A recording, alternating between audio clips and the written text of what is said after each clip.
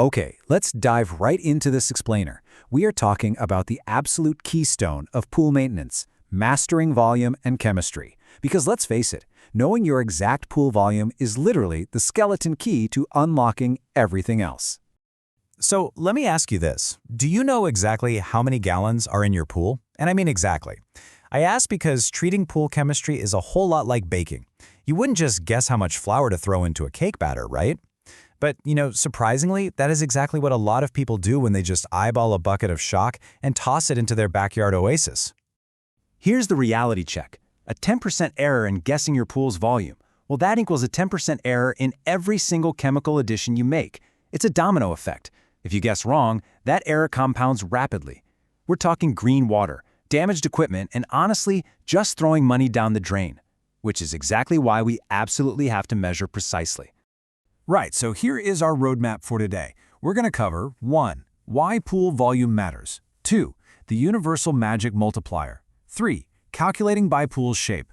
4. Navigating irregular pool shapes. 5. The chemical dosing formula. And finally, 6. Essential chemical safety rules. Section 1. Why pool volume matters. Let's get right into the foundation. That precise gallon count? It's the engine driving your entire system. It dictates your health code turnover rates, it decides your heater sizing, and it ensures you aren't overdosing those really expensive chemicals. Think about it. You want your pump to turn over the entire volume of your pool every 6 to 8 hours. You literally cannot size your pump or your heater correctly if you don't know the exact cubic volume of the water you're dealing with. Section 2. The universal magic multiplier. Let's demystify the math here. The star of the show is this magic number right here, 7.5. This represents the exact amount of gallons in 1 cubic foot of water.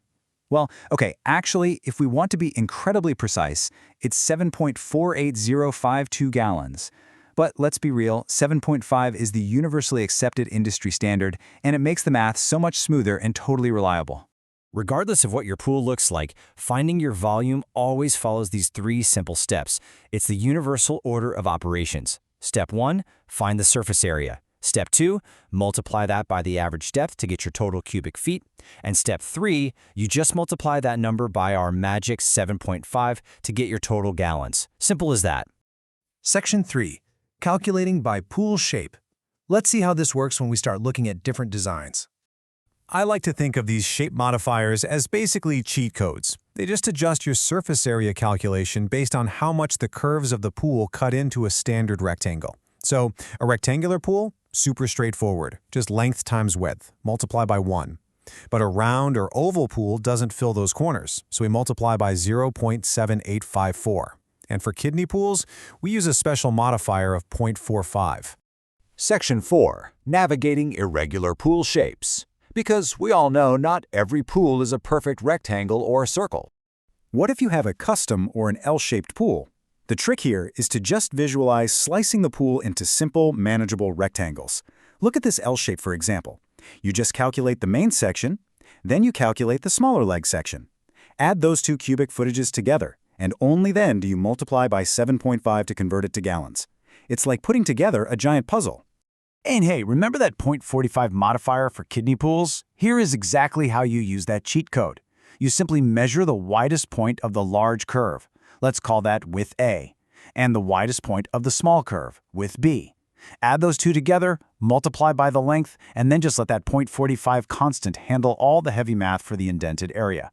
Then multiply by your average depth and hit it with that 7.5. It completely saves you from having to do incredibly complex geometry.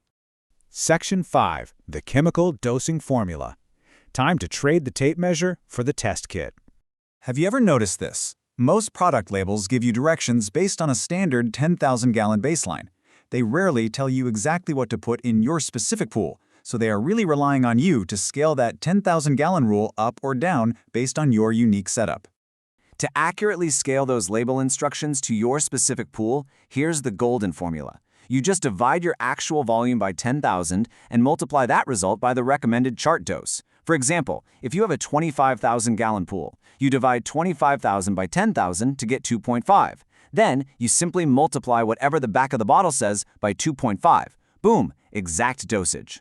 When you're adjusting free available chlorine, discipline is absolutely key. First, you've got to find your current ppm with a standard liquid drop test kit, a DPD kit.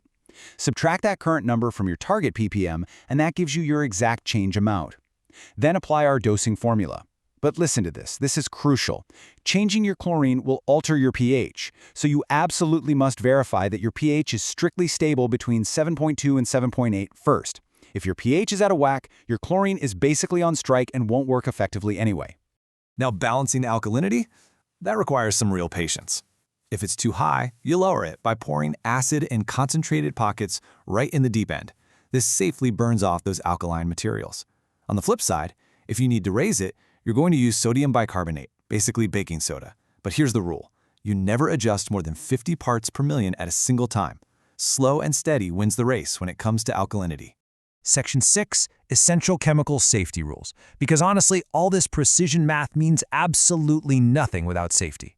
You have to treat these compounds with extreme respect. That means always using a dedicated, clean scoop for every single chemical. Never, ever mix different chemicals together. Always dissolve your powders in a bucket of pool water before dumping them in. And you need to add chemicals in a very strict sequence. Chlorine, then alkalinity, and then pH. I cannot stress this enough. Mixing chemicals outside of the pool can create highly toxic gases or literally cause explosions. And this brings us to the absolute golden rule of pool chemistry, AAA. Always add acid to water, never the other way around. To avoid severe chemical reactions and basically ruining your pool walls, never add water to acid. If you pour water into a bucket of acid, it can violently splash back right at you. The acid always goes into the water, slowly and carefully. So, a perfectly balanced pool is simply a body of water where exact volume calculations and disciplined chemical safety combine. Now that you possess the master key of exact volume calculation and you truly understand the math and safety behind the chemistry, are you ready to go test your water and finally replace dangerous guesswork with absolute mathematical precision?